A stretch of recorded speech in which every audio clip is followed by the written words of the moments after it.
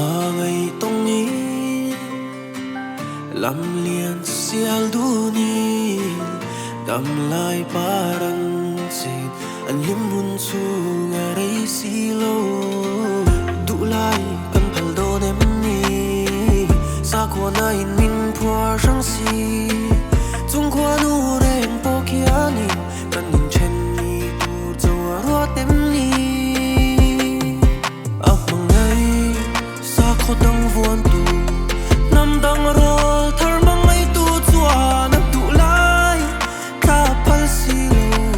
she tap chung in tru si nam dang rol thar ne in mangai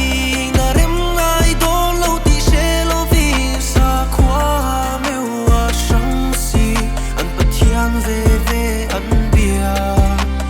du than ber tu she lo vi chung ka za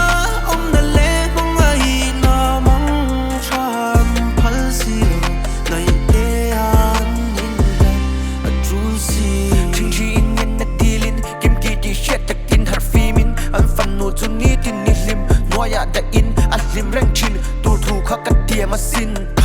rin lok ang reng in nan cha na min pe kin min tin nim sa kho le nam zia lam thil la mi jim lim ring mi cham mi ti in hiat an ni vele tlak si ka shing nun hian in a oi ngai lo pian non na thil tu na chu ni ka thla hel ber ni to loi si chung hun na chon nam khat ni in sa kho khat kan fuan to ang sa kho dang vuan tu nam dang rol thar mangai tu chua nam tu lai ka phal si lo she tap chung in tru si an tan kong a ping reng an di lat te sana om hun nga kreng an nei chun be se na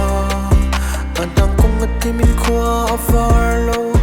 na Mày tê na ni lat a ngai seril runat na an tur tin fo nga ya an tu than na te zul zui hin sung kho nu kia ni nan tan khar tung a son ve si lo an biang ve ve tin nom turin an ching mi tu ya far chi no an tan chuan an na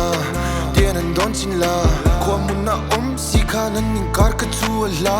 tam man na om lo fam san po om don lo an pial ra loi na tur ve ve po a sang don sia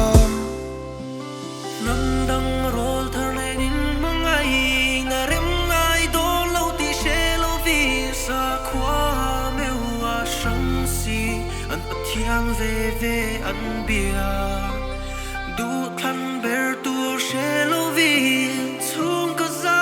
om na le mangai na mang chan phal si lo nai te